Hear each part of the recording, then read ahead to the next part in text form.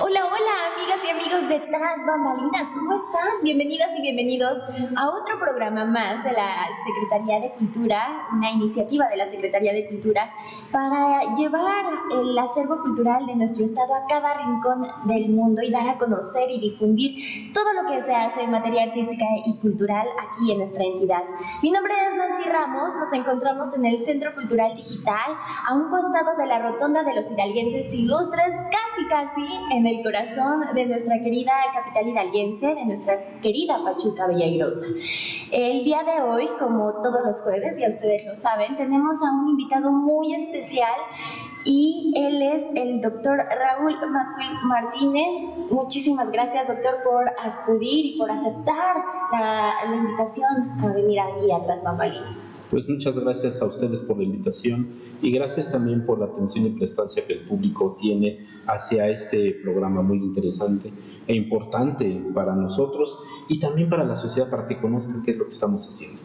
Y me voy a permitir leer una pequeña semblanza de todo el trabajo que ha hecho usted, doctor, de toda la trayectoria, de todo lo que ha logrado para fortalecer el acervo cultural aquí en el estado de Hidalgo.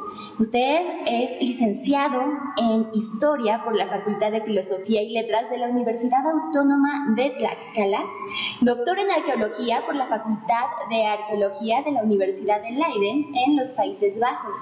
Es investigador del Centro de Investigaciones Históricas y Culturales de la Secretaría de Cultura del Gobierno del Estado de Hidalgo. Pertenece al Sistema Nacional de Investigadores, al CONACYT. Es miembro del Colegio Estatal de Académicos del Doctorado de la Universidad Pedagógica Nacional.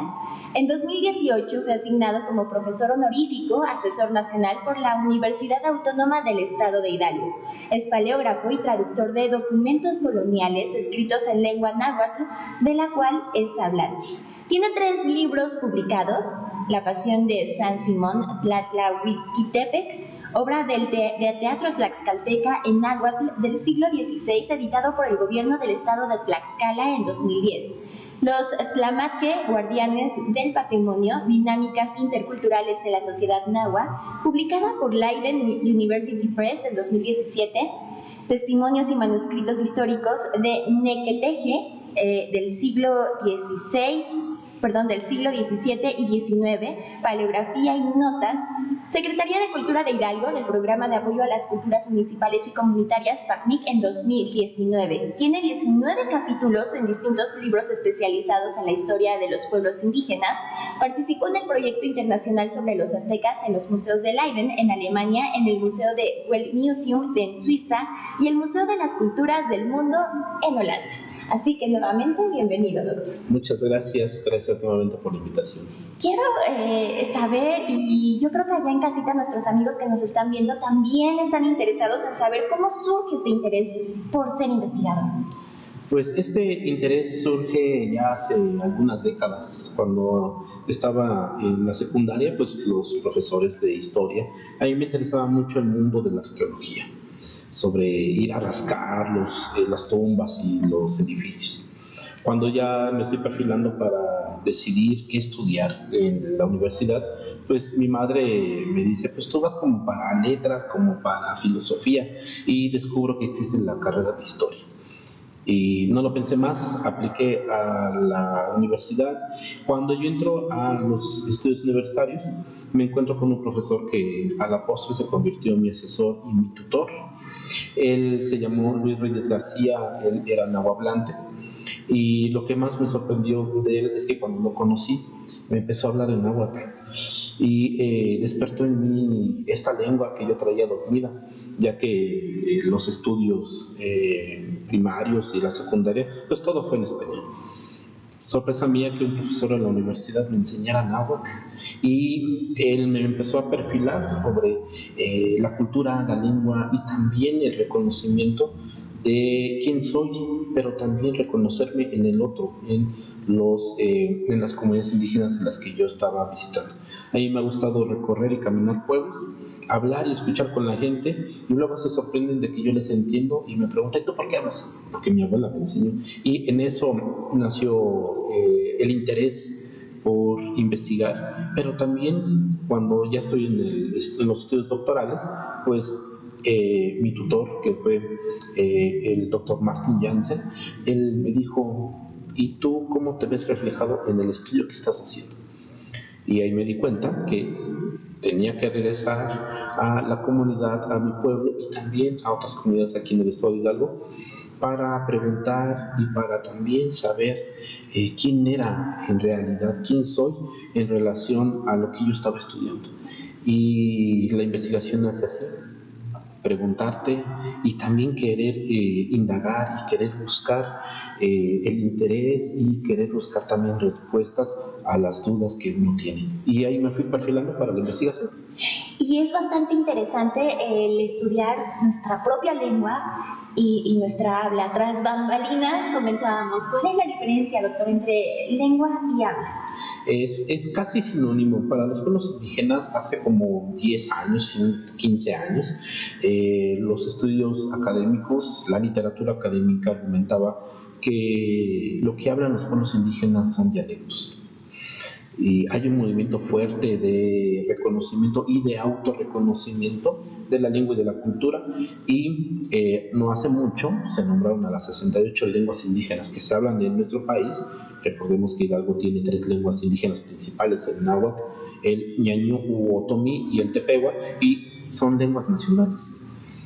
Un dialecto es la variante de una lengua. Por ejemplo, mi lengua es la náhuatl y yo hablo la variante dialectal de Acazuchitlán y de mi pueblo, que es en otra entidad. Entonces yo hablo una lengua y las variantes son los náhuatl que están distribuidos alrededor del país. Esa es como la diferencia. Nosotros en la lengua náhuatl nos llamamos mexicatl. Entonces yo hablo mexicatl, y cuando yo le pregunto a mi abuela, ¿tú hablas mexicatl? Dice, no, yo hablo mexicano. O sea, ella lo traduce al español. Y en la universidad, en los centros de investigación y de estudios, a la lengua indígena en el pasado se le llama náhuatl.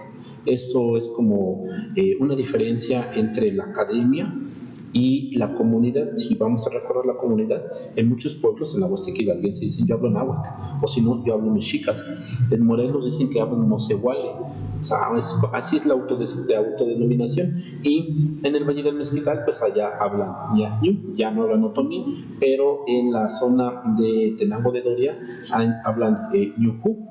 O sea, todos tienen como su autoascripción y también en la lengua. Bastante interesante.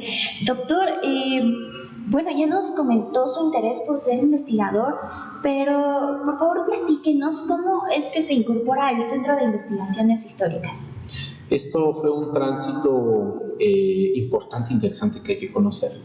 Yo en el 2017 viajé a Holanda a hacer la defensa de mi tesis doctoral. Regresando a Holanda, yo empecé a ver en qué centros de investigación podía incorporar. Y coincide que en esos tiempos estaban haciendo la Secretaría de Cultura. Me invitan a incorporarme en el Centro de Investigaciones Históricas y Culturales, donde yo estoy adscrito, donde apenas estaba naciendo. Y pues la trayectoria y lo que he estado haciendo, pues va todo perfilado hacia la investigación. Y es como me incorporo en este espacio que a mí me gusta mucho porque me deja satisfacción, me deja trabajo, pero yo no lo considero trabajo, lo considero como gozo. Cuando estoy en la casa o estoy en la oficina trabajando en la computadora, yo pienso, me están pagando porque a mí me gusta y ese es mi trabajo. Y pues lo trato de hacer lo mejor posible y bien hecho, porque así se deben de hacer las cosas, bien hechas, porque así me enseñaron en la casa y en las universidades. Y pues yo estando haciendo el doctorado en un país donde el rigor científico y académico y el rigor en las entregas puntuales, pues eso se me quedó, y yo aplico rigor y también aplico la ciencia a lo que estoy haciendo y a lo que también estoy publicando. Y es lo que dice, ¿no? Cuando amas tu trabajo, entonces no es trabajo. Y bueno, pues qué gran enseñanza, doctor. Cuéntenos, por favor, a qué se dedica el Centro de Investigaciones Históricas. Este Centro de Investigaciones Históricas se dedica a la investigación, a la promoción y a la difusión de la historia, pero también no de la historia pasada, sino de la historia reciente. También nos dedicamos a recorrer los pueblos y las comunidades, a conocer y a escuchar también de viva voz a los herederos intelectuales de los documentos que luego estamos trabajando. Por ejemplo, yo conozco a Casochitlán, lo conozco muy bien por la lengua y por la cultura. Cuando yo me encuentro un documento de 1700 que habla de Acasochitlán, que está hablando sobre una comunidad, por ejemplo, Tepepa, Tanazacuala, pues yo ya conozco la comunidad. Eso a mí me hace hacer como conexiones y el estudio sale como más acercado como a las realidades que uno puede ver. Porque luego la investigación la hacemos en la oficina sin querer salir a la comunidad. Esto me lo enseñaron mis profesores, de que quieres conocer el pueblo que estás trabajando, come y disfrutar en la comunidad. Y también nos dedicamos a promocionar y a difundir lo que estamos haciendo en conferencias, en eventos académicos, pero también las muestras gastronómicas, en las fiestas comunitarias, donde nos inviten, pues ahí nos presentamos para hablar sobre la historia local, la historia de las comunidades. Eso es como lo que hacemos como a grandes rasgos, pero también hay cosas más específicas. Por ejemplo, yo me dedico a la lectura de documentos coloniales en lengua náhuatl, a la lectura de códices, porque yo tengo formación de lectura de estos documentos antiguos. Otros compañeros se dedican al análisis de la oralidad, de la música, de la escritura, de los rituales, de las fiestas. Empezamos a ver como el amplio abanico de posibilidades y también de realidades que nos debemos de acercar y no nos debemos de guardar en nuestra oficina bien bonitos, no, hay que salir a la comunidad a investigar y a preguntar y sobre todo a comer. Así es, qué delicia las de Hidalgo, ¿no? Por supuesto, en los 84 municipios. Creo que es lo interesante de vivir en un estado como el nuestro, el que podemos acercarnos con la gente y que ellos de viva voz nos cuenten todo lo que ellos saben de la comunidad donde viven y de dónde están, ¿no? Por ejemplo, sí, apenas estuve en una videoconferencia con unos compañeros biólogos y alguien me preguntaba sobre una comunidad en Actopan que se llama Plomosas. Y pues yo me emocioné mucho porque Plomosas es una zona boscosa, es la zona donde se ha denominado como la ruta del Puma. Y ahí me hablaban de una cueva que hay que visitarla porque hay restos. Y pues sí, y yo emocionadísimo empecé a decir sí, Plomosas, pero también las cuevas, los cerros, los montes, la gente que habla otomí o ñañú, pues me emociona hablar de eso. Sí, por supuesto. Doctor, ¿cómo contribuye a la riqueza cultural de Hidalgo? Pues nuestra contribución es siempre regresar el conocimiento a las comunidades. Si nosotros recorremos la comunidad, recorremos la zona urbana, pero también la zona pues campesina, que se dedica más a la labor del campo, si nosotros escuchamos las historias, los relatos, nosotros las documentamos, las grabamos, las procesamos, las escribimos y ya sale en forma de un artículo científico o de un libro o también de un material de difusión. Nosotros nos encargamos de hacer eso y regresamos nuestra investigación a ellos, porque ellos son los legítimos herederos intelectuales de la gente que vivió antes de nosotros. Yo casi siempre refiero como a los ancestros, yo soy producto de los ancestros y entonces hay que regresar lo que ellos nos dieron en forma de palabras, pero también en forma de invitaciones a comer, de recorridos de campo, de conocer las hierbas, conocer la vida ritual. Todo eso nos permite a nosotros escribirlo, documentarlo, fotografiarlo y procesarlo y regresarlo. Es lo que yo hice con mi tesis doctoral, que una gran parte de ella fue en la comunidad de Santa Catarina y en Ocasochitlán, y la gente primero como muy celosa, porque han ido investigadores y les preguntan y jamás regresan a la comunidad. Y yo tuve la fortuna de tomar fotos, las imprimí y se las regresé. Yo estaba haciendo el doctorado.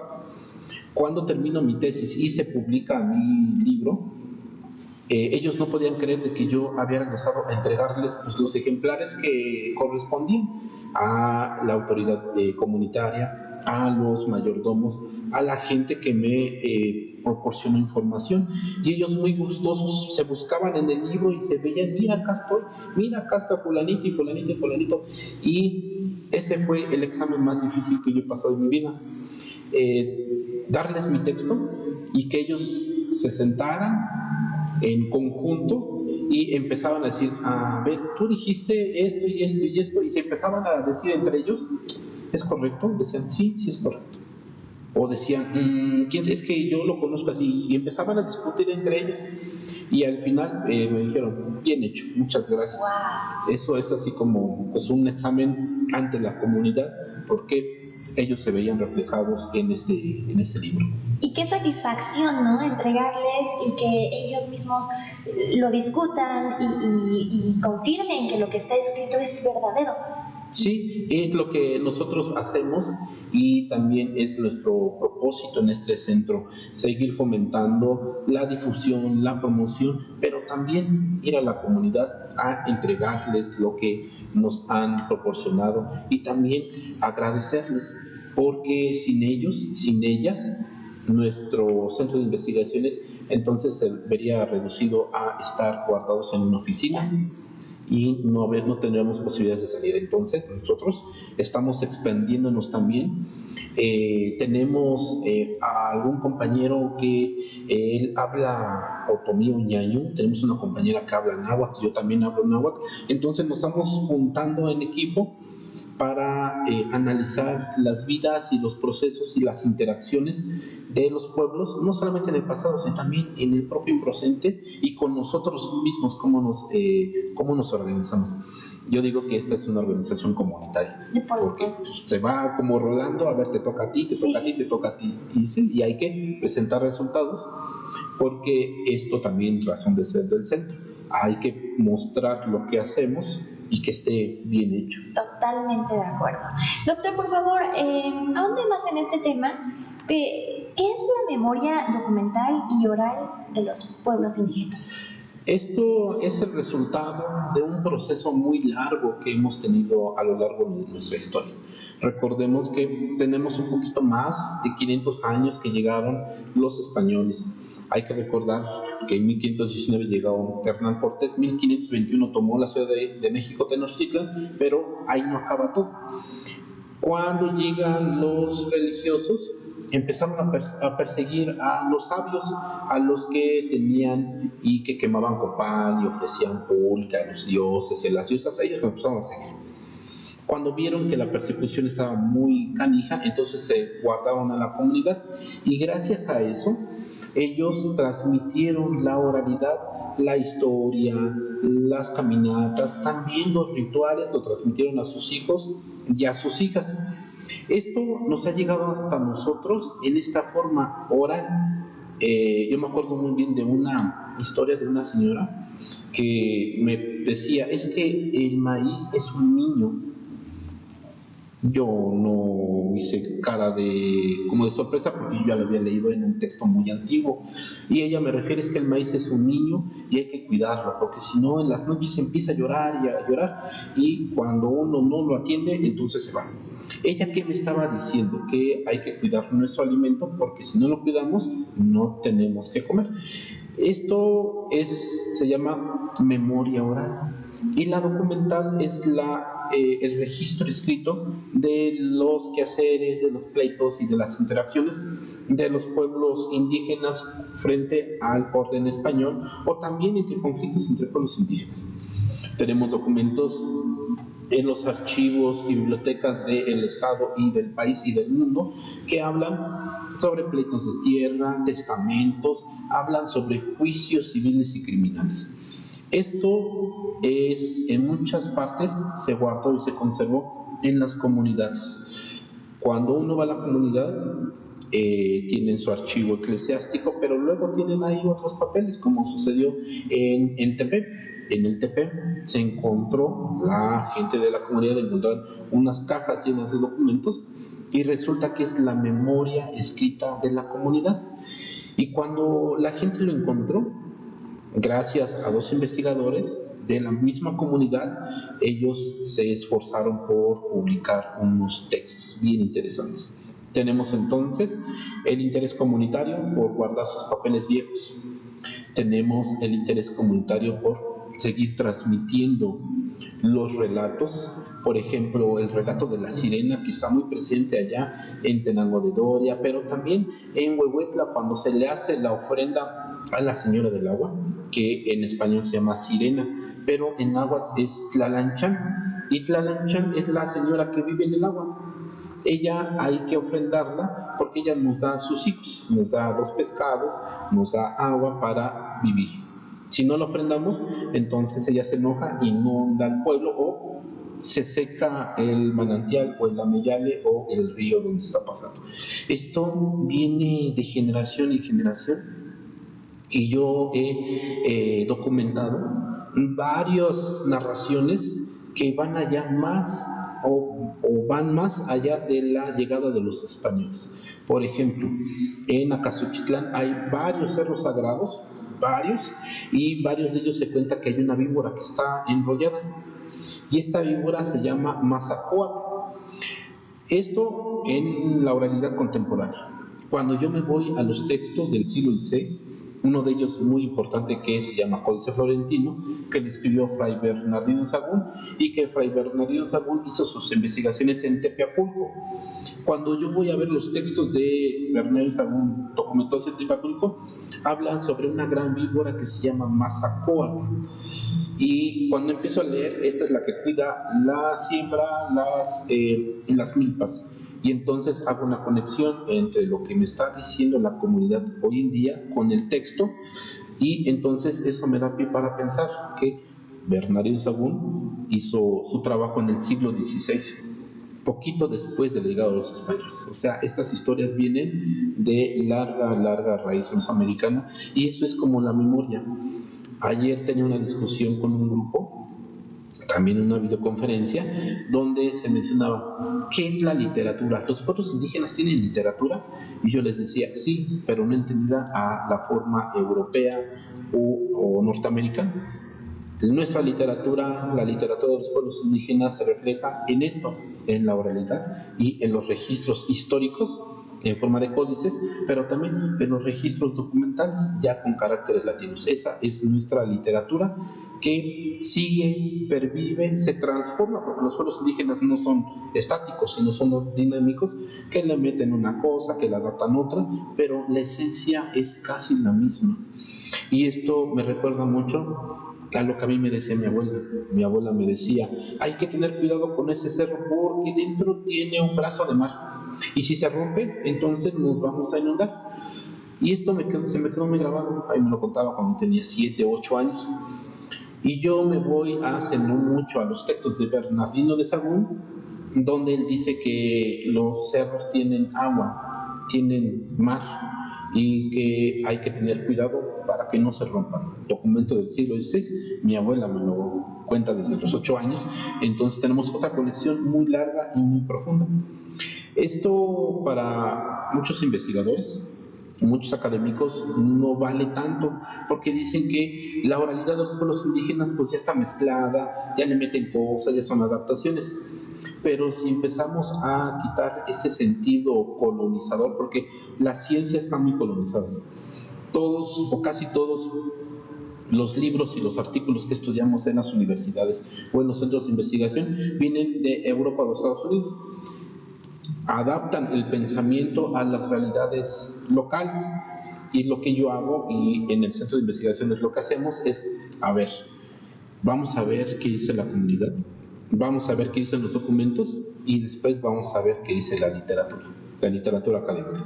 Entonces estamos haciendo unos procesos de descolonización del conocimiento, que eso es muy importante, porque entendemos a la comunidad desde su propia lengua, no la entendemos desde el español o desde el inglés.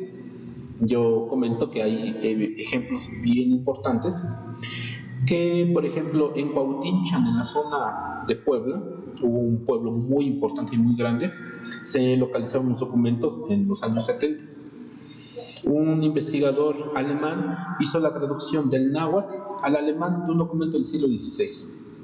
Después se hizo la traducción del alemán al español y no se había hecho una traducción del náhuatl al español.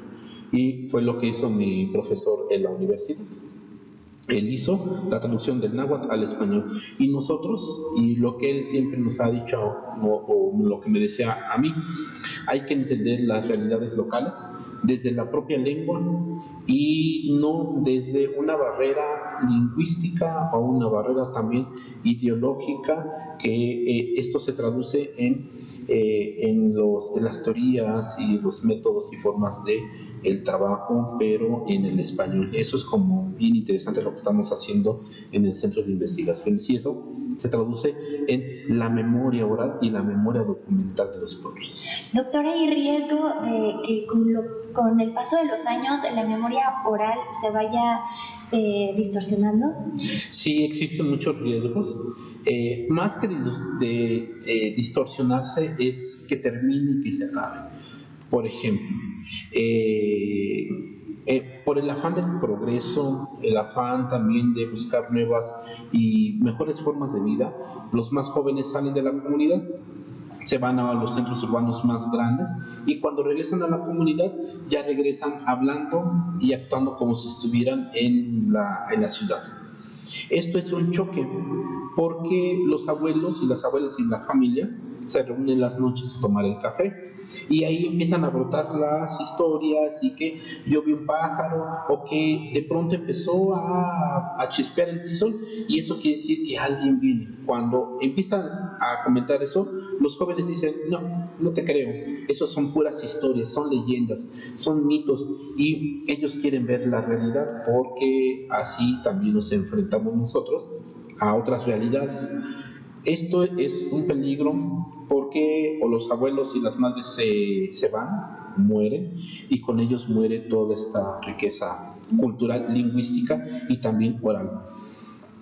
Hay un problema que se menciona también en la academia y en el ámbito de la investigación, que la oralidad está distorsionada, porque en los rituales y en las historias se meten ya como marcas de refrescos, o hay presencia de veladoras, hay presencia de aguardiente, que en la época antigua no había.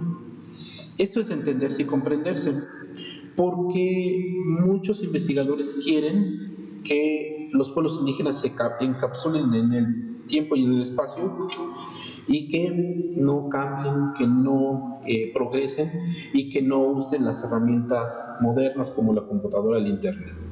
Yo, cuando estaba estudiando la maestría, un profesor me dijo: tú ya estás muy contaminado.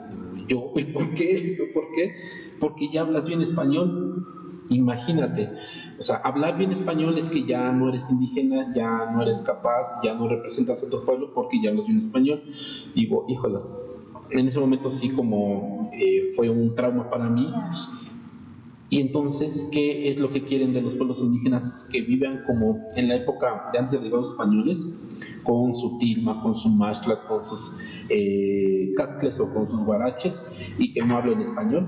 Y entonces, esto es lo que nosotros tratamos de romper y de quitar, que somos pueblos y comunidades dinámicos, y tan dinámicos que podemos ocupar las herramientas necesarias y el progreso también material, y también el progreso intelectual.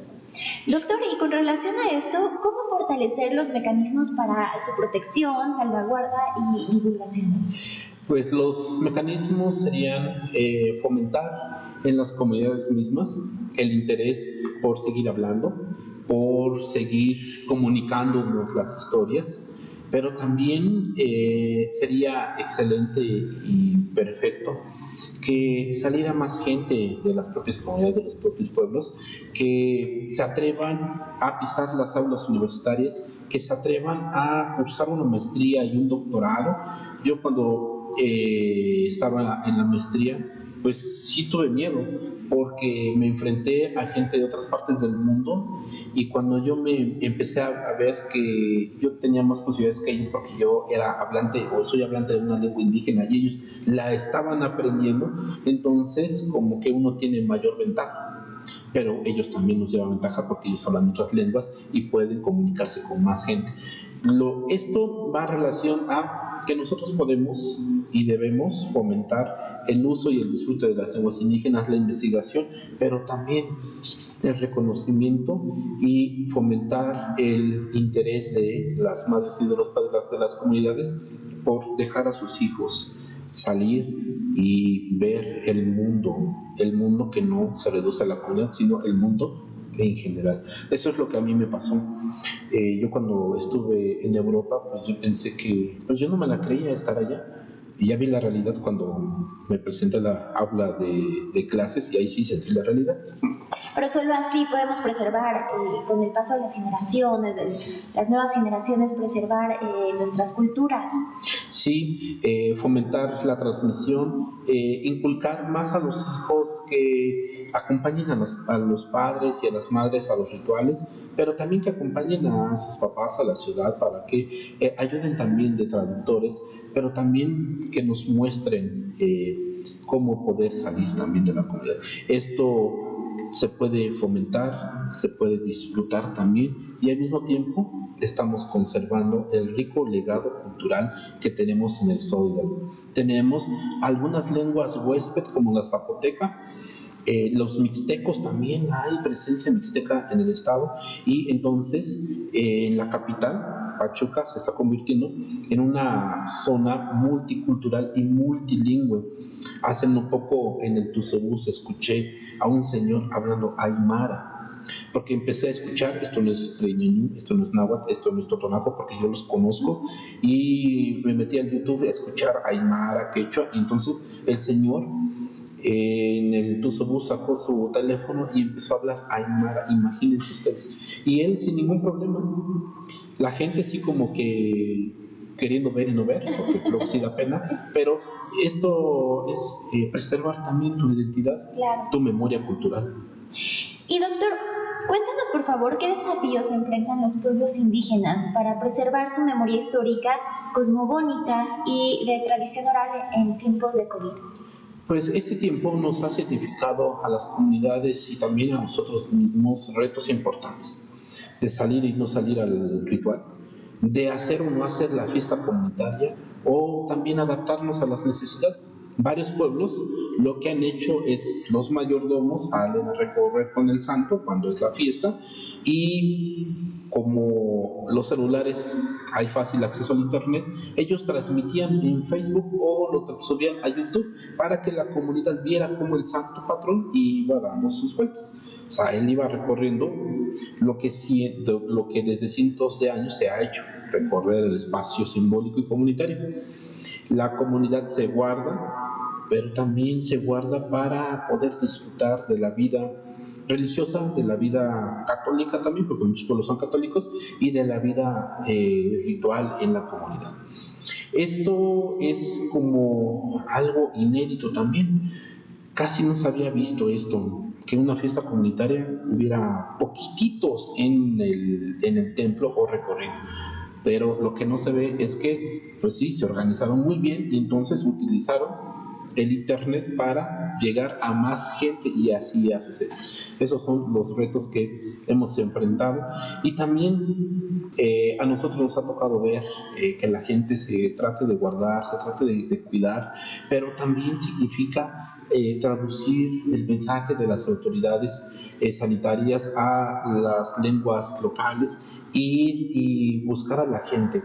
Para nosotros es importante hacer como visible el problema de la enfermedad, de la epidemia, porque sí existe, y entonces en las comunidades pues tratamos de hacer nosotros infografías y también mesas de discusión donde con un grupo de investigadores, con ese grupo de investigadores discutimos cuál es el estado de los pueblos indígenas el estado de la enfermedad en esta entidad. Eso para nosotros es importante porque nos está reflejando, nos está dando como una radiografía de cuál es el comportamiento de las comunidades indígenas en estos tiempos, que sí nos ha implicado un reto para toda la sociedad en general. Doctor, pues 30 minutos se nos fueron como agua entre las manos. La verdad es que falta muchísimo por hablar de los pueblos indígenas y ahondar mucho más en este tema. Yo quiero agradecerle muchísimo su tiempo, el venir, el tomarse ese tiempo para platicarnos más sobre este tema. Muchísimas gracias, doctor. Pues Tlazocamati noche, Ica Caquilistli, Ica Tlachialistli, Inimotepititi, que muchas gracias a todos por escuchar y por ver su trabajo. Gracias. Muchas gracias, doctor, y gracias a ustedes por sintonizarnos como cada jueves en Tras Bambalinas. Los esperamos el próximo jueves en punto del mediodía. Recuerden que Tras Bambalinas es una iniciativa de la Secretaría de Cultura para llevar el acervo cultural y artístico a cada rincón del mundo. Muchísimas gracias. Nos vemos en la próxima. Hasta pronto.